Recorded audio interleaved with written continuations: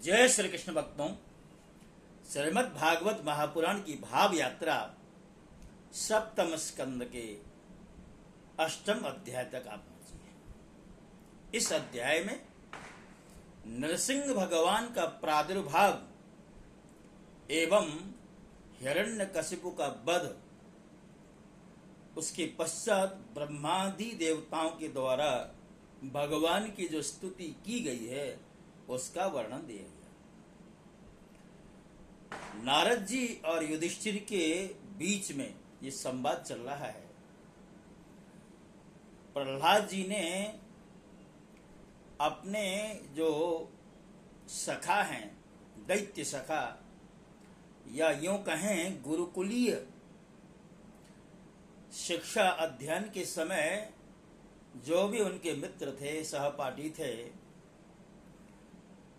उनके ऊपर एक ऐसा प्रभाव डाला है कि उनके अंदर आसुरी भाव का सर्वथा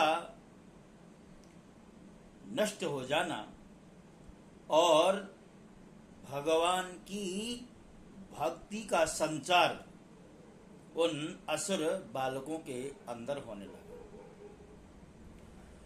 अब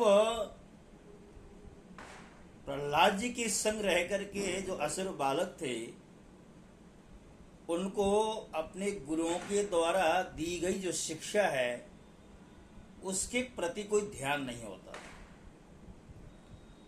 गुरुजी ये सब देख रहे थे। गुरुजी विचार करते हैं कि हम जो कुछ भी पढ़ा रहे हैं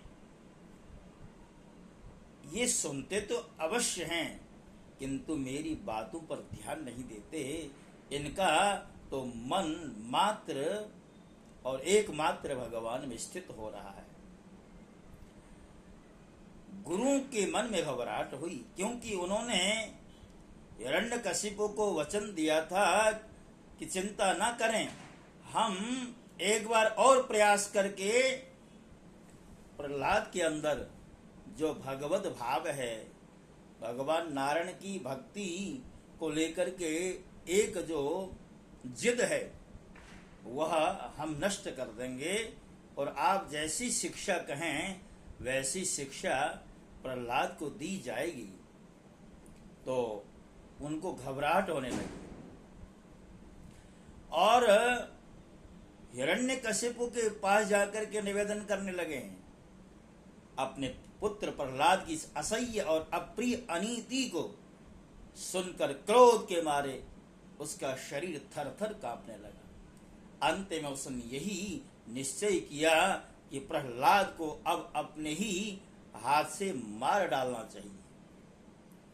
मन और इंद्रियों को वश में रखने वाले प्रहलाद जी बड़ी नम्रता से हाथ जोड़कर चुपचाप हिरण्यकशिपु के सामने खड़े थे और तिरस्कार के सर्वथा अयोग्य थे, परंतु हिरण्यकशिपु स्वभाव से ही क्रूर था।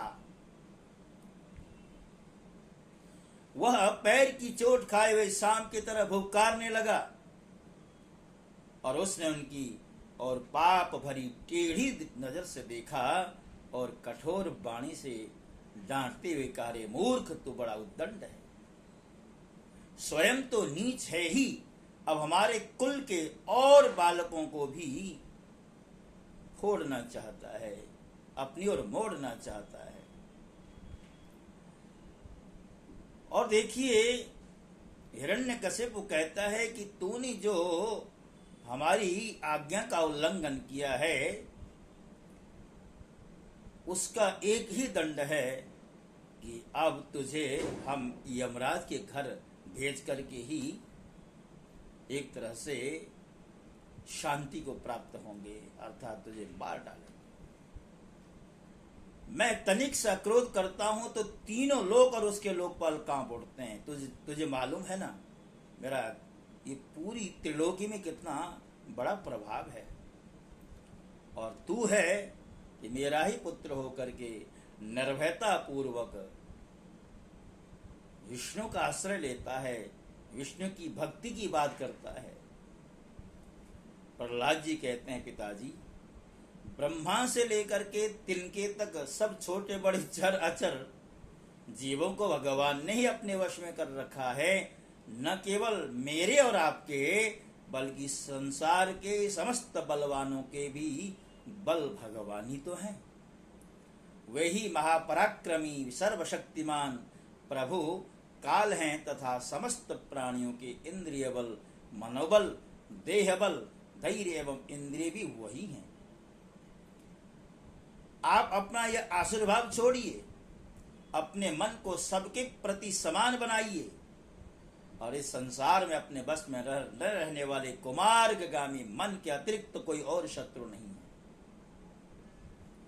जो लोग अपना सर्वस्व लुटने वाले इन 6 इंद्रिय रूपी डाकुओं पर तो पहले विजय नहीं प्राप्त करते और ऐसा मानने लगते हैं कि हमने 10 दिशाएं जीत ली, वे मूर्ख हैं। हाँ, जिस ज्ञानी एवं जितेंद्रिय महात्मा ने समस्त प्राणियों के प्रति समता का भाव प्राप्त कर लिया, उसके अज्ञान से पैदा होने वाले काम, क्रोध आदि शत्रु भी मिट जाते हैं। हिरण्यकशिपु कहता रे मंद बुद्धि, तेरे बहकने की भी कोई सीमा है। यह बात स्पष्ट है कि अब तो मरना चाहता है। क्यों? जो मरना चाहते हैं वे ही ऐसी बातें करते हैं। अरे अभागे, तूने मेरे अतिरिक्त जो और किसी को जगत का स्वामी बतलाया है, सो देखूं तो तेरा वह जगदीश्वर कहाँ है? अच्छा, क्या वह सर्वत्र विराजमान है? और यदि वह सर्वत्र विराजमान है तो क्या इस खंबे में भी विराजमान है? यानी कोई सामने खंबा है, उसको लक्षित करते हुए कहता है, सर्वत्र रहने वाला तेरा ईश्वर तो इस खंबे में भी रहता ही होगा। तो प्रहलाद जी कहते हैं कि पिताजी, मेरा भगवान तो सर्वत्र रहता है और सर्वत्र रहने वाला भगवान इस खंबे में नहीं हो, ये कैसे हो सकता है? आज जैसे ही प्रहलाद जी ने कहा मेरा भगवान तो खंबे में भी है, आज उस हिरण्यकशिपु ने हाथ में तलवार ली, सिंहासन में विराजमान था, वहां से उठ खड़ा हुआ और खंबे के पास जाकर के बड़े जोर से खंबे के ऊपर अपने घूंसे का प्रहार किया, मुष्टि का प्रहार किया। और जैसे ही हिरण्यकशिपु के मुष्टि का प्रहार हुआ, उसे ही समय उस खंबे के अंदर से भयंकर शब्द करते हुए, भयंकर ध्वनि करते हुए आज भगवान नरसिंह प्रकट हुए। भगवान नरसिंह क्यों प्रकट हुए? क्योंकि हिरण्यकशिपु ने जो ब्रह्मा जी से वरदान मांगा था, उसमें ने स्पष्ट रूप से कहा था कि न मनुष्य के हाथों मरूं, न पशु के हाथों मरूं, न दिन में मरूं, न रात में मरूं, न अंदर मरूं, न बाहर मरूं। तो तरह तरह से, एक तरह से ब्रह्मा जी से वचन लिए थे। अब भगवान नरसिंह जैसे ही प्रकट हुए हैं, नरसिंह भगवान ने कहा, बेटा तूने बड़ी चतुराई की थी ना, अब मेरा स्वरूप देख ले। न मेरा मनुष्य का पूर्ण रूप से शरीर है, न पशु का है। अब ये जो समय है, न दिन है न रात है, संध्या का समय है। और न तुझे मैं जल में मारूंगा, न स्थल में मारूंगा, न भीतर मारूंगा, न अंदर मारूंगा। घर की देहरी में ले जा करके भगवान ने हिरण्यकशिपु को अपनी जंघाओं में रख करके अपने तीक्ष्ण नखों से उसकी छाती विदीर्ण की है। भक्तों, आज जैसे ही भगवान ने उस दुष्ट की छाती को चीरा है, तो एक तरह से हिरण्यकशिपु का जो दम्भ था, जो अभिमान था, वह नष्ट हो गया है। और यद्यपि प्रयास तो उसने बहुत किए कि यहां से भी बच निकलूं, किंतु वो कैसे बच सकता था? जो कालों के भी काल भगवान हैं, उनसे भला कैसे बच सकता था? अब देखिए, जैसे ही भगवान ने उसकी छाती चीरी, उसका कलेजा फाड़ दिया, तो उसके जो सेवक थे वो सब के सब शस्त्र अस्त्र लेकर के भगवान के ऊपर दौड़े, भगवान की ओर दौड़े, और भगवान ने अपनी भुजा रूपी सेना से, लातों से, नख रूपी शस्त्रों से चारों ओर खदेड़ करके उन्हें भगा। जब कुछों को मार डाला, कुछ लोग वहां से भाग गए। उस समय भगवान नृसिंह के गर्दन के बालों की फटकार से बादल तितर बितर होने लगे। उनके नेत्रों की ज्वाला से सूर्य आदि ग्रहों का तेज फीका पड़ गया।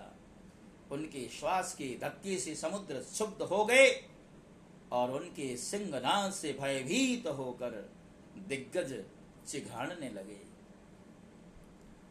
इस समय नृसिंह भगवान का सामना करने वाला कोई दिखाई नहीं पड़ता था।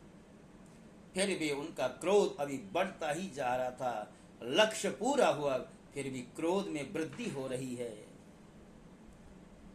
हिरण्यकशिपु की राजसभा में ऊंचे सिंहासन पर जाकर भगवान स्वयं विराजमान हो गए। उस समय उनके अत्यंत तेजपूर्ण और क्रोध भरे भयंकर चेहरे को देखकर किसी का भी साहस न हुआ कि उनके पास जाकर के उनकी सेवा करे।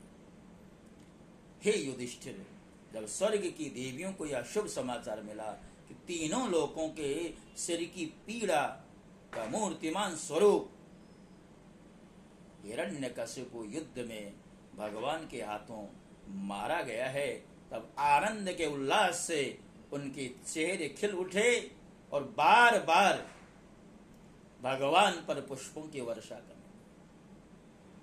आकाश में विमानों से आए हुए भगवान के दर्शनार्थी देवताओं की भीड़ लग गई। देवताओं के ढोल और नगारे बजने लगे, गंधर्वराज गान करने लगे, अप्सराएं नाचने लगे। उसी समय ब्रह्मा, शंकर आदि देवता, ऋषि, पितर, सिद्ध, विद्याधर, महानाग, मनु प्रजापति, किन्नर, सुनंद, कुमुद आदि भगवान के सभी पार्षद उनके पास आए।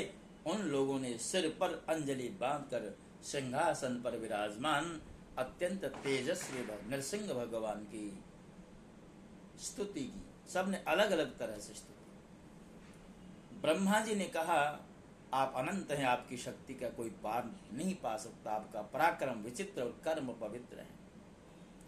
रुद्र ने कहा, आपके क्रोध करने का समय तो कल्प के अंत में होता है। यदि इस तुच्छ दैत्य को मारने के लिए ही आपने क्रोध किया है तो वह भी मारा जा चुका है, उसका पुत्र आपकी शरण में आ गया है। अब जो है आप शांत हो जाएं। इंद्र ने अपने तरह से भगवान की स्तुति की। ऋषियों ने भी कहा, भगवान लक्ष्य पूरा हो गया है, मारा जा चुका है, हिरण्यकशिपु अब शांत हो जाइए। पितरों ने भी भगवान की स्तुति की, सिद्धों ने की, विद्याधरों ने स्तुति की, नागों ने भी कहा, ये न पापेन रत्नानि स्त्रीरत्नानि हृतानि नः तद्विक्षः पाटने नासाम दत्तानंद नमोस्तुते। हे भगवान, इस पापी ने हमारी मणि और हमारे श्रेष्ठ और सुंदर स्त्रियों को भी छीन लिया था। आज उसकी छाती फाड़कर आपने हमारी पत्नी को बड़ा आनंद दिया है, हम आपको नमस्कार करते हैं। मनु ने भी अपनी तरह से स्तुति की, प्रजापतियों ने भी भगवान की स्तुति की, गंधर्वों ने, यक्षों ने, चारणों ने, किमपुरुषों ने और वैतालिकों ने, किन्नरों ने और विष्णु भगवान के जो निज पार्षद हैं उन सब ने भी भगवान की स्तुति की है। हर व्यक्ति चाहता है कि अब भगवान शांत हों, क्योंकि यदि भगवान शांत नहीं हुए तो कहीं ऐसा न हो कि प्रलय ही उपस्थित हो जाए। तो भक्तों, अपने लाडले भक्त, अपने प्रिय भक्त प्रहलाद की रक्षा करने के लिए भगवान ने नरसिंह जैसा अद्भुत रूप धारण करके भक्त प्रहलाद की रक्षा की है। आगे क्या कुछ होने वाला है, क्योंकि इन सब की स्तुति सुनने के पश्चात भी भगवान शांत हुए नहीं हैं। तो अगला जो 9वां अध्याय है, 9वें अध्याय में प्रहलाद जी को स्वयं ही भगवान के समक्ष उपस्थित होकर के उनसे की प्रार्थना करनी पड़ी है। वो प्रसंग अगले अध्याय में आपके समक्ष रखा जाएगा। भक्तों, दीपावली का पावन पर्व चल रहा है और बड़े उल्लास के साथ सारा संसार दीपावली का पर्व मना रहा है। इस अवसर पर मैं आप सभी को दीपावली की हार्दिक शुभकामनाएं देता हूं। माता लक्ष्मी जी आपके जीवन में, आपके घर परिवार, आपके व्यापारिक प्रतिष्ठानों में जहां कहीं भी उन्नति और समृद्धि की अपेक्षा रहती है, उन सभी स्थानों में माता लक्ष्मी जी आएं और आपके उन मनोरथों की सिद्धि करें। इन्हीं कामनाओं के साथ मैं आपसे विदा होता हूं। और जैसा कि हमने आरंभ से आपसे निवेदन किया है, श्रीमद् भागवत की जो शुद्धता है उसमें कोई इधर उधर की बातें न मिलाई जाएं, ये हमारा प्रयास है। इसलिए कोई कहानी, कोई चुटकुले मिलाए बिना शुद्ध श्रीमद् भागवत का ही भाव आपके समक्ष रखते हुए हमारी यात्रा यहाँ तक आ पहुँची है। आपसे एक ही कामना है कि हमारे इन संदर्भों को यदि आप रुचिकर समझते हैं तो हमारे चैनल को अवश्य में सब्सक्राइब करें, बेल का बटन दबा दें और लाइक का बटन दबा दें, और हो सके अपने इष्ट मित्रों में हमारा जो वीडियो है उसे भी शेयर कर दें, ताकि हमारा ये जो संकल्प है और भी द्रुत गति को प्राप्त हो। इन्हीं शब्दों के साथ जय श्री कृष्ण, भागवत भगवान की जय।